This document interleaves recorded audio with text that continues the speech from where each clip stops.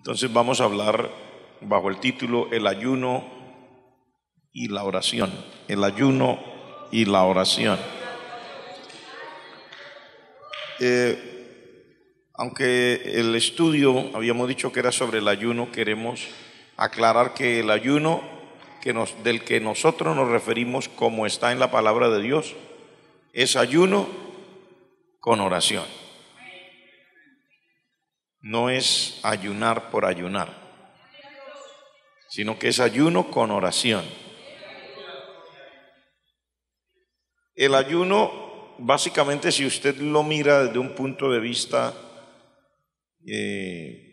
técnico, ayunar es dejar de consumir alimentos. Eso es ayunar. Quiere decir que estar en ayuno es estar sin consumir alimentos, o sea, sin comer. Y el Señor Jesucristo mismo en este pasaje aparece aquí en esta práctica del ayuno, que no es cualquier ayuno, sino que el Señor Jesucristo aparece aquí, según dice esta escritura, ayunando por 40 días y 40 noches.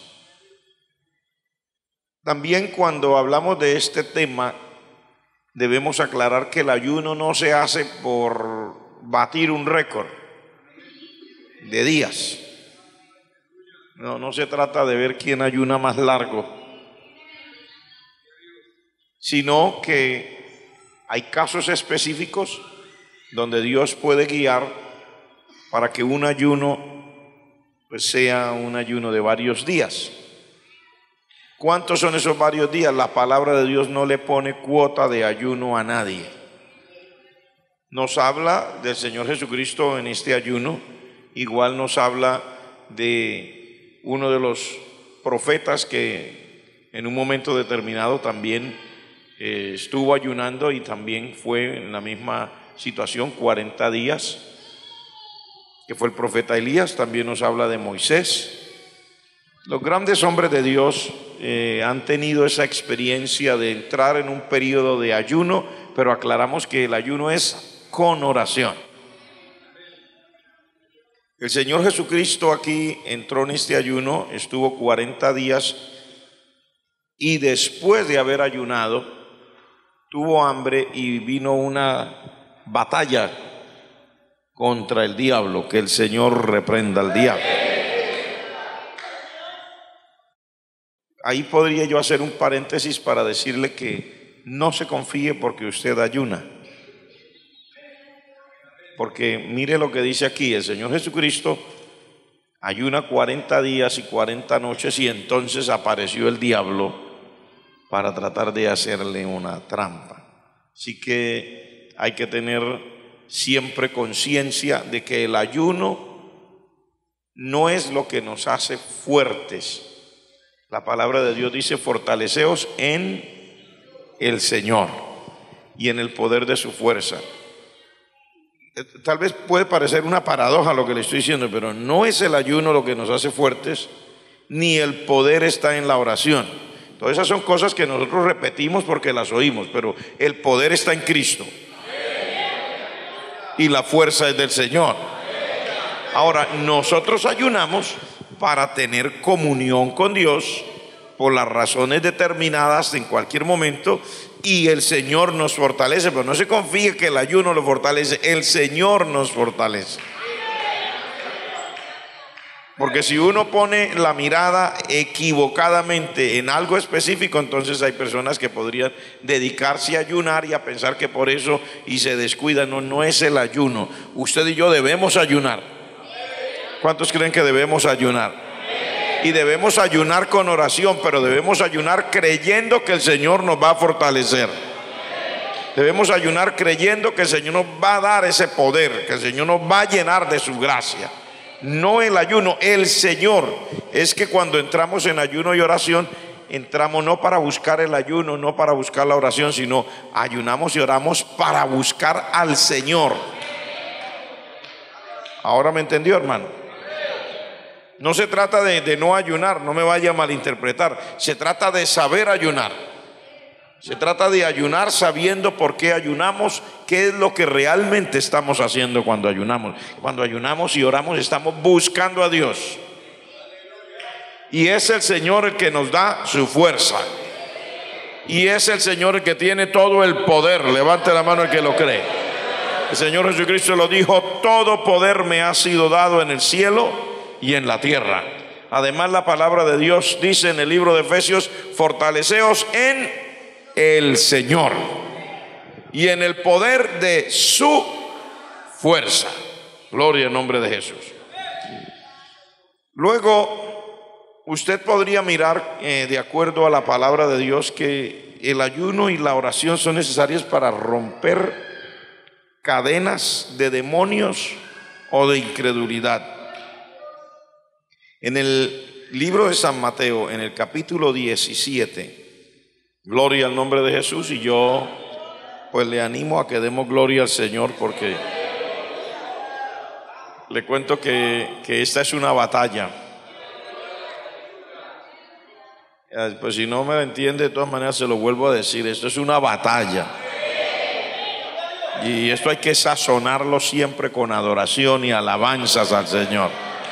Que no solamente diga amén, sino abra su boca y dé toda la alabanza que más pueda, toda la adoración que más pueda para el Señor. Para el Señor. En San Mateo, en el capítulo 17, cuando usted lee desde el verso 14 hasta el 21, va a encontrar una historia. ¿Cuál es la historia? El Señor Jesucristo acaba de descender del monte donde se había transfigurado delante de los 3 discípulos que Él escogió. Y cuando ya sucede toda esa experiencia tan hermosa, el Señor desciende, baja del monte, y llegaron a donde estaba la multitud, y dice: había un alboroto. Y vino un hombre y se arrodilló delante del Señor y le dijo: ten misericordia de mi hijo, porque es lunático. Y le aclaró, le dijo: padece muchísimo, porque muchas veces cae en el fuego y muchas veces cae en el agua. O sea, el diablo lo quería matar. Por eso el diablo aprovechaba, ¿no? Y cosas raras, ¿sí? Ese tipo de cosas que cuando uno habla de esto es extraño. Porque un demonio lunático, o sea, un demonio que se mueve de acuerdo a las fases de la luna. Hermano, no me pregunte detalles porque yo tampoco se los puedo dar. La Biblia dice aquí lunático. Lo dice la Biblia, no lo digo yo. Y eso es así. Personas que están atormentadas por demonios, y de acuerdo a las fases de la luna para determinada época es que esos demonios operan con mayor fuerza. Extraño como sea, pero aquí lo que nos interesa no es cómo sean de extraños o qué hagan o dejen de hacer. Nos interesa mirar que el Señor tiene el poder sobre el diablo. Levante la mano el que cree que el Señor tiene el poder sobre el diablo. Si el demonio es lunático o solático o lo que quiera hacer, el Señor tiene todo el poder. Tenemos que creer en el Señor, que Él es dueño de todas las cosas, y como dice la Escritura, delante de Él se doblará toda rodilla, de los que están en el cielo y en la tierra y debajo de la tierra, y toda lengua confesará que Jesucristo es el Señor, para gloria de Dios Padre. Entonces este hombre viene y le dice: bueno, yo traje mi hijo a tus discípulos. Como el Señor no estaba, pues él le rogó a los discípulos: mire, mi hijo es lunático, y yo se lo traje a los discípulos suyos, pero no lo han podido sanar. El Señor Jesucristo respondió de una manera, de las veces que usted encuentra al Señor respondiendo de una manera fuerte frente a una petición, esta es una de esas. Dice: generación perversa, incrédula, ¿hasta cuándo he de estar con vosotros? ¿Hasta cuándo os he de soportar? Uno se puede hacer muchas preguntas. ¿A quién se estaba refiriendo? ¿Se estaba refiriendo al papá del muchacho? ¿Se estaba refiriendo a los discípulos? ¿Se estaba refiriendo a la multitud? Yo le digo, hermano, estaba refiriendo a todo el mundo.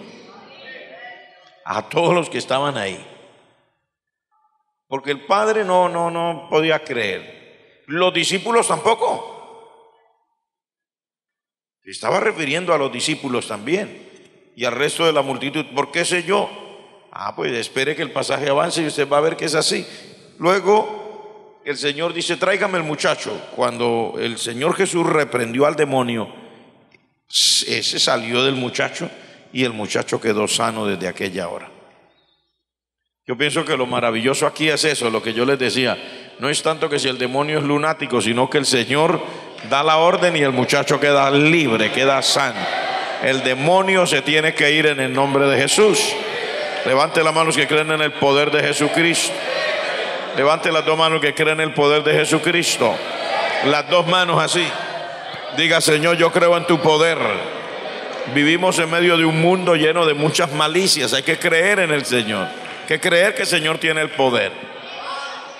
Ahora, fíjese usted que el Señor se refiere a esta generación perversa y a esta generación incrédula.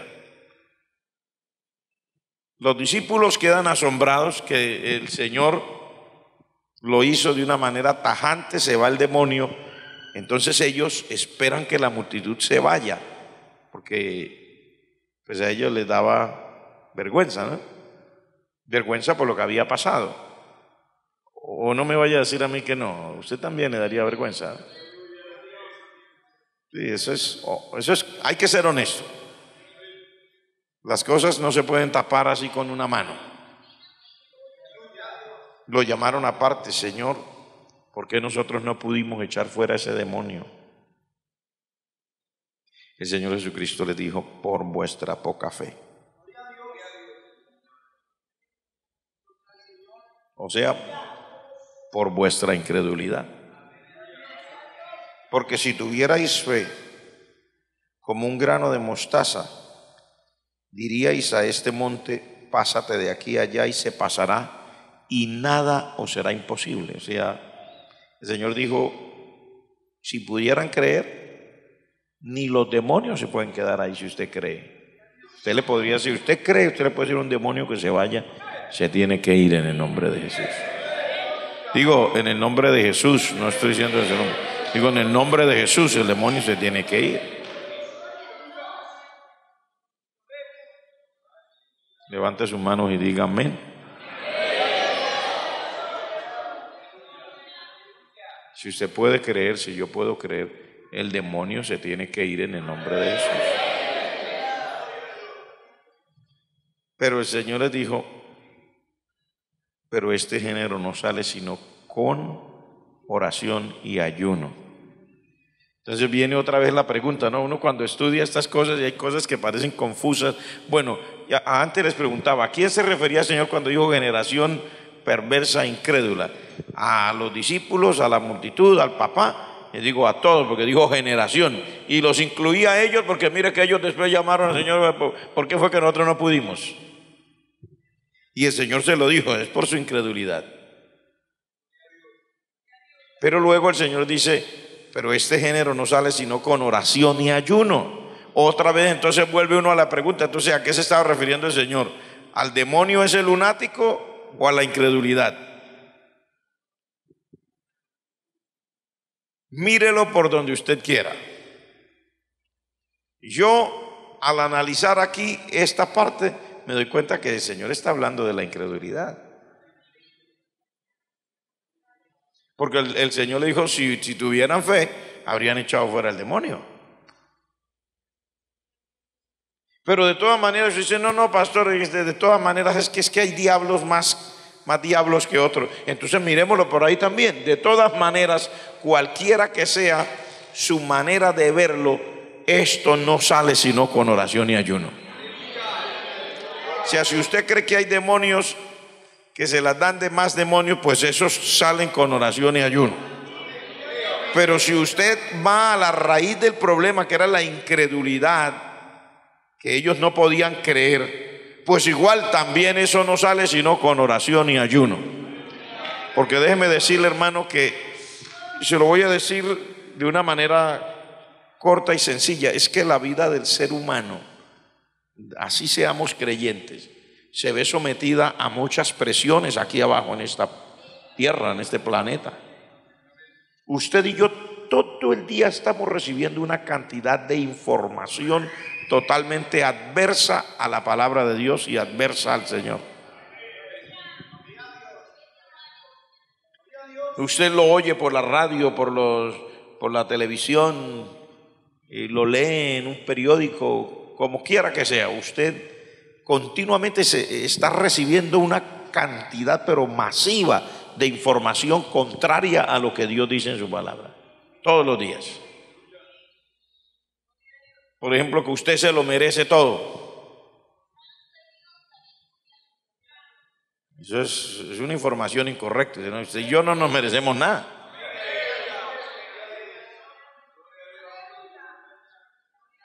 Que las vacaciones que tú te mereces, mientras usted está mirando el noticiero, de pronto cortan la noticia y le pasan ahí un cuadro y dicen las vacaciones que tú te mereces.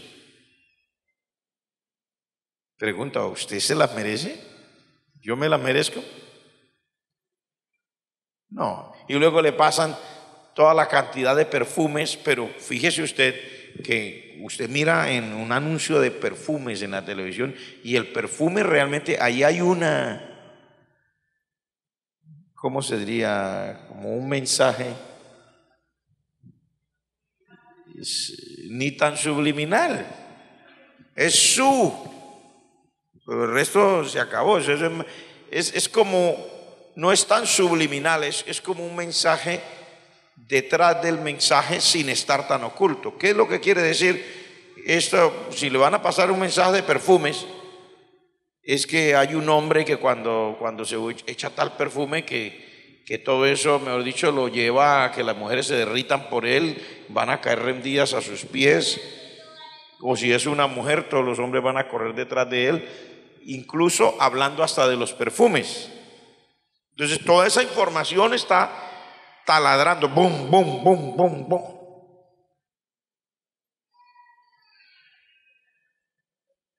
Y luego está toda la información que quiere hacerle creer a uno que uno tiene que tener fe en uno mismo. Porque usted oye esa expresión a cada rato. ¿Y usted cómo lo logró? Bueno, yo tuve fe en mí mismo, yo creí en mis capacidades. Y usted sigue analizando y analizando y analizando. Usted y yo recibimos una cantidad enorme de información contraria a lo que Dios dice. Pero cuando yo le digo contraria a lo que Dios dice. Entonces eso que se acumula sobre la vida de la persona, si no se quita toda esa cosa de encima, hermano,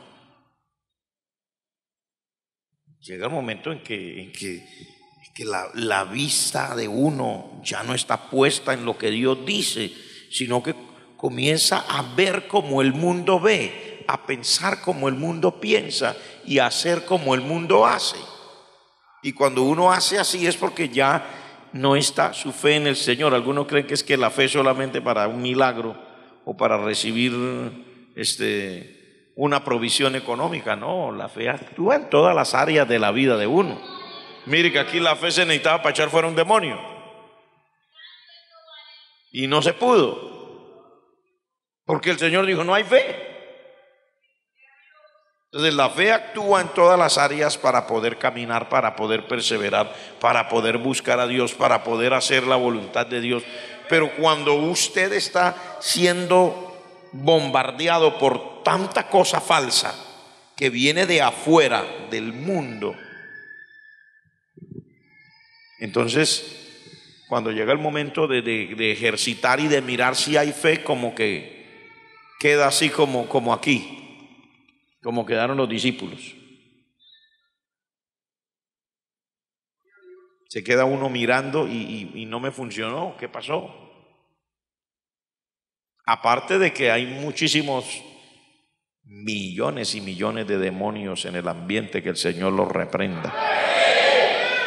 Hermano, hay una cantidad de demonios de todo tipo sueltos, pero hay principados de demonios que operan en direcciones determinadas.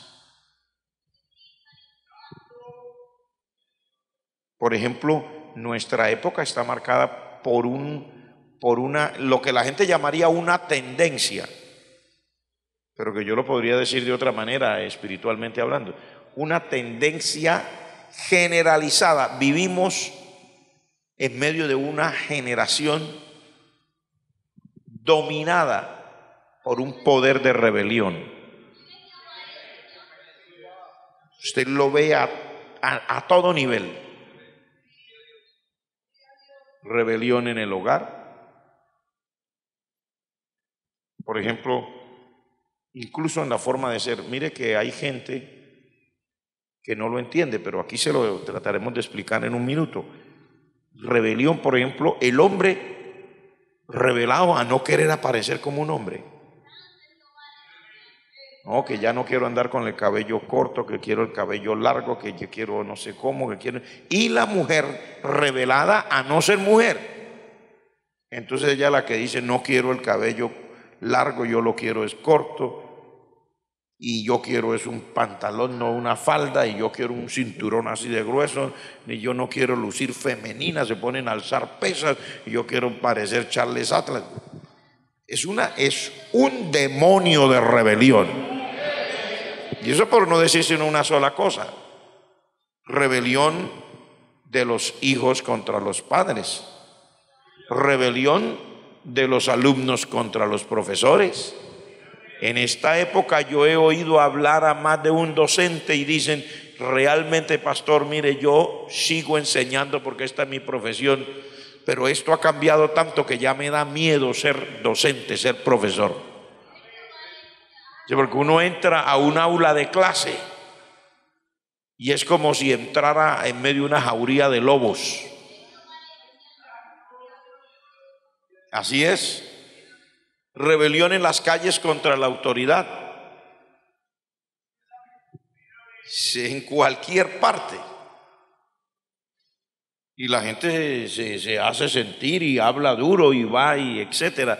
O sea, es una tendencia, yo llamaría unos demonios, unos principados de rebelión sueltos en el mundo en esta época. El Señor reprenda al diablo.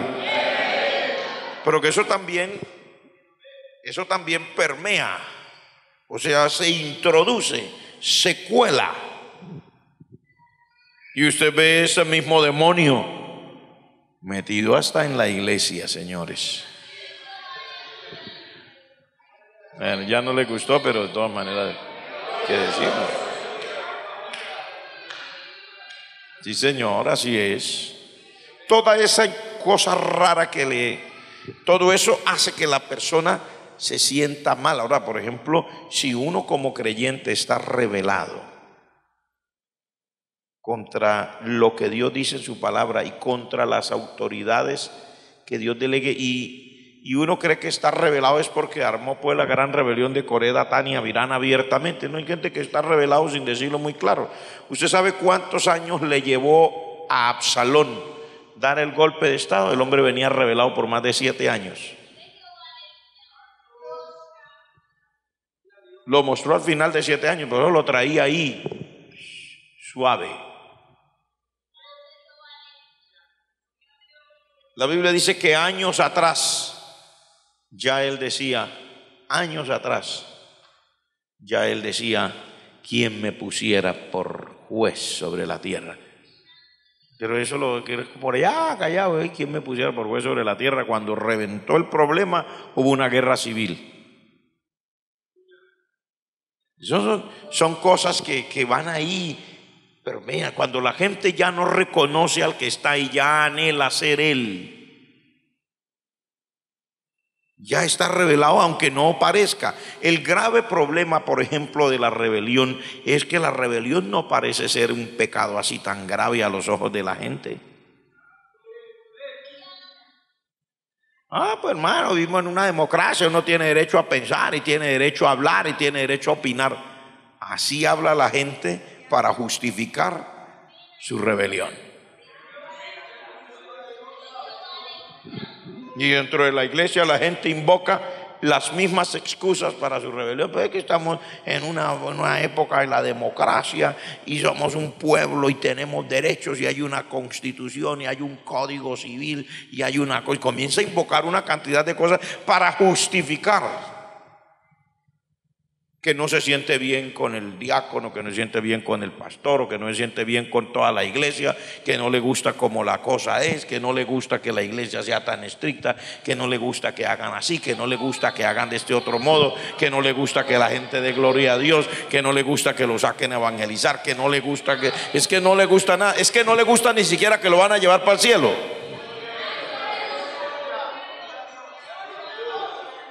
Cliente revelado.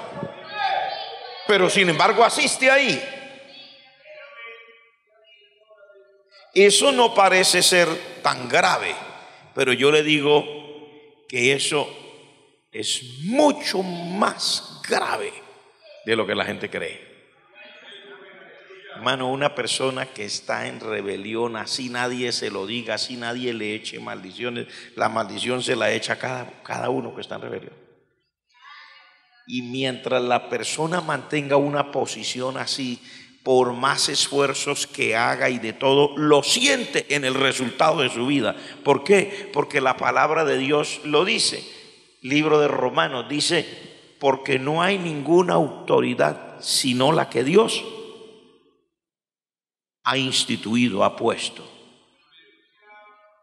Dice, y el que se opone a la autoridad, ¿a quién resiste? Dice, resiste a Dios. Dice, y los que resisten se acarrean condenación, porque no hay autoridad puesta sino de parte de Dios. Imagínese usted. Y es una cosa gravísima que uno no la ve así, porque probablemente no se lo predican a cada rato y no se lo digan a cada rato. Pero eso no quita la realidad de lo que pasa.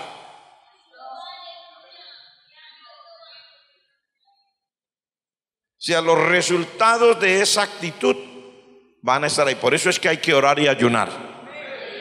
Porque cuando uno ora y ayuna, uno vuelve a creer. Porque es que el estar en una actitud de rebelión es por falta de fe.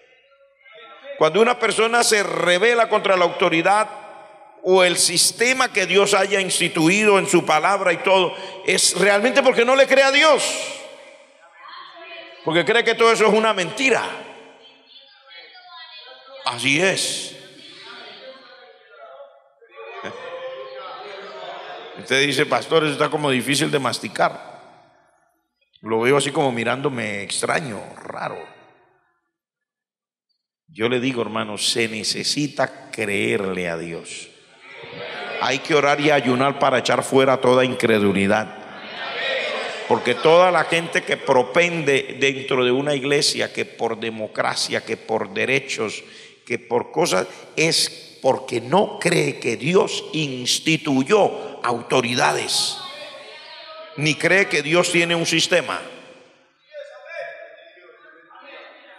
Al no creerlo, pues se revela. No es que yo no le creo.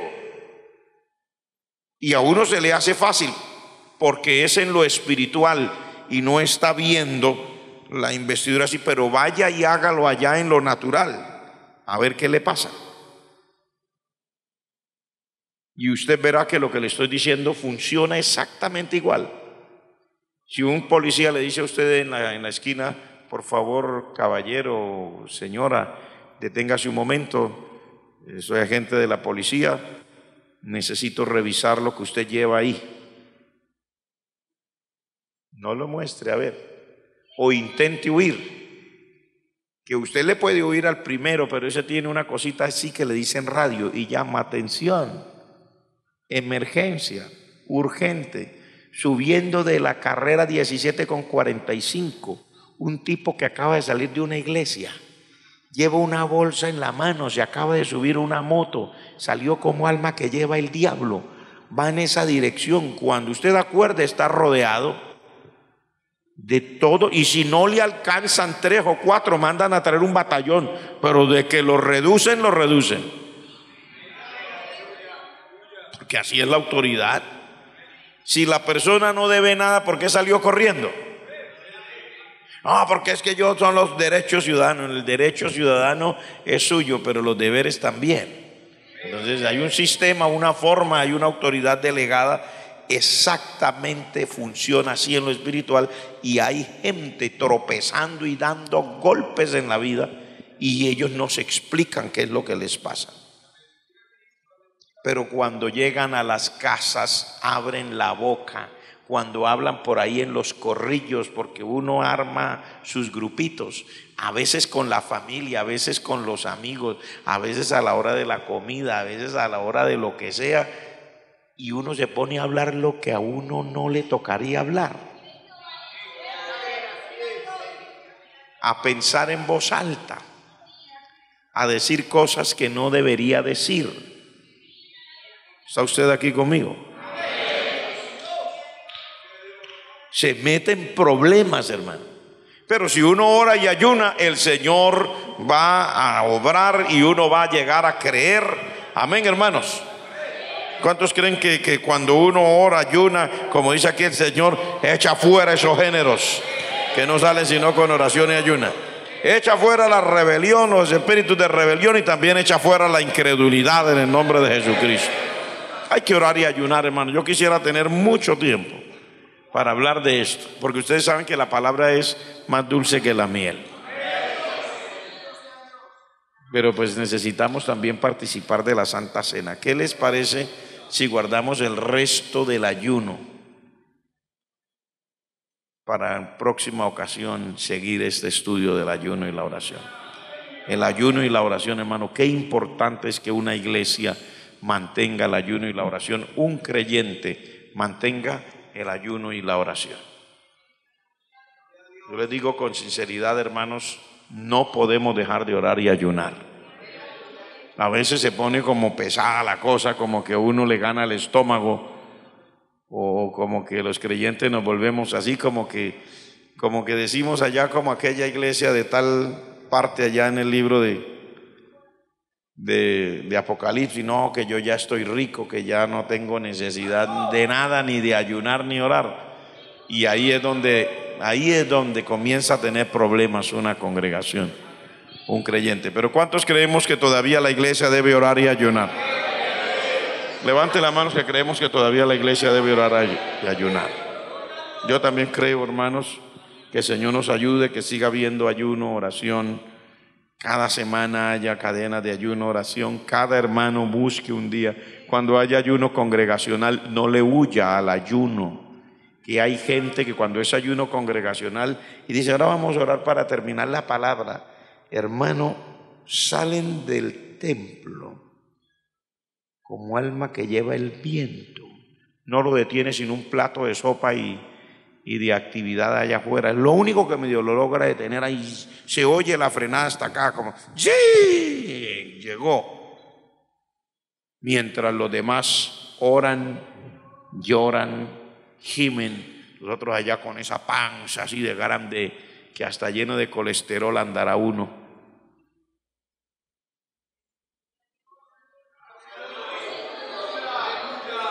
Y quién sabe cuánto tiempo, hermano, que uno no ora, no ayuna así, con libertad.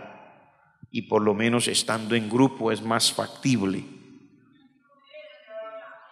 Pero a veces hay personas que no somos conscientes, no le estamos acusando, le estamos diciendo no somos conscientes, y mientras tanto el diablo sí anda por ahí como león rugiente buscando a quien devorar.